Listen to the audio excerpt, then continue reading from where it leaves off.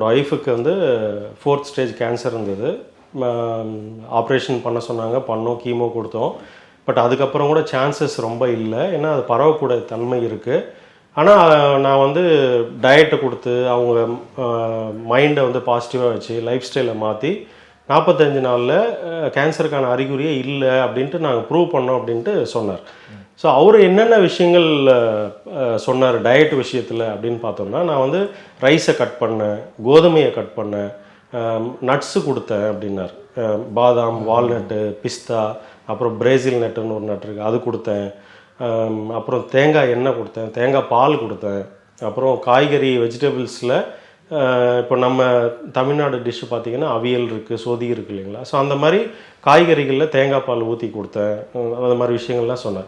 So இப்போ இது எல்லாமே என்ன காட்டுது அப்படின்னா, நான் முன்னாடியே உங்களுக்கு சொன்னது, அதிகப்படியான இன்சுலின் நம்ம உடம்புக்குள்ளே இருந்துச்சு அப்படின்னா ஒரு க்ரோத் வரும். உடம்புக்குள்ளே ஒரு சதை வந்து வளருது அப்படின்னா அதுக்கு இன்சுலின் வந்து தேவை. ஸோ இன்சுலின் அதிகப்படியான இன்சுலின் சுரக்கிறதுனால தான் அந்த கேன்சர் செல் வரத்துக்கு ஒரு முக்கியமான காரணமாக இருக்குது. ஸோ அப்போ அதிகப்படியான இன்சுலின் தூண்டுறது யார்?